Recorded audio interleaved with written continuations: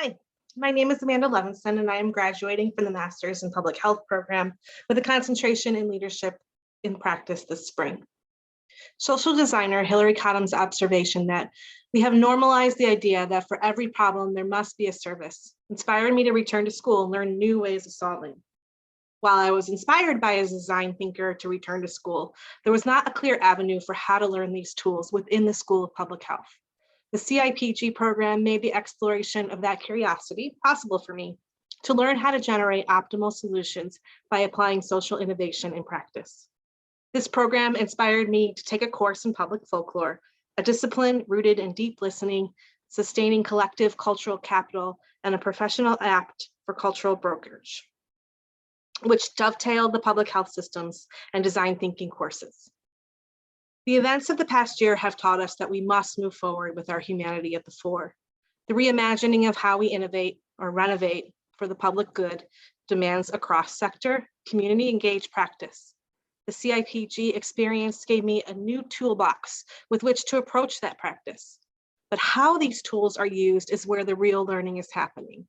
The CIPG program has raised my consciousness on the importance of recognizing, assessing, and identifying the strengths and limitations of various social innovation approaches. From this program, I am taking the messages of 1, the importance to build and maintain collaborations and partnerships in support of a shared mission over time, and 2, how to understand the context of problems and imagine solutions and how they affect the way innovations are designed and implemented into my future work. Transdisciplinary author David Epstein noted that seeing small pieces of a larger puzzle in isolation, no matter how high def the picture, is insufficient to grapple with humanity's greatest challenges. He goes on, we know how cells work, but we can't predict the poetry that will be written by a human made up of them. Many of us have heard that parable of the 6 blind men and the elephant. It's a story of a group of blind men who have never come across an elephant before and who learn to conceptualize what the elephant is like by touching it. The first person whose hand lands on the trunk says it's a big, thick snake.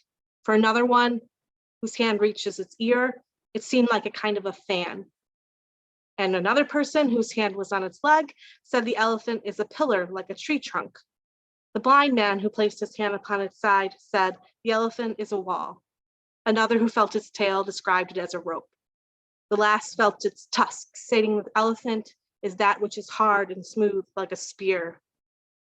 The moral of the parable is that humans have a tendency to claim absolute truth based on their limited subjective experience, as they ignore the other people's limited subjective experiences, which may be equally true. This also speaks to how transdisciplinary teams may operate, calling for integration and collaboration. I recently saw a magician show with Derek Delgado, who brings this story into his show. And this is a spoiler alert, but I think it's a great way to describe how I've come to understand social innovation and where I hope to take it. Derek says of the 6 men who collectively agree that the animal is an elephant eventually, he asks, why didn't anyone ask the elephant what it was? And he goes on, what if they were wrong? Or worse, what if they were right in the first place? What if these blind guys didn't stumble across an elephant? What if they really did stumble across a magical creature, something that had a snake for a nose and tree trunks for legs and a wall for a body, and that then they just convinced each other that it was an elephant? And worse than that, what if they could convince it that it was just an elephant? And then what if this magical creature didn't have someone around who knew it? Someone who saw it for what it really was and loved it enough to say, no, they're all wrong and you're more than that. He says, I don't know, but maybe that's why we don't see those types of magical creatures roaming around anymore. By forging new pathways for the creative economy, I am engaging in work that brings together the science of cultural well-being, hope, trust, and belonging with the future of work, technology, and artists as creative catalysts for innovation, with a national demonstration project under the current title of Untech. Artists gives us new ways of knowing and seeing the world.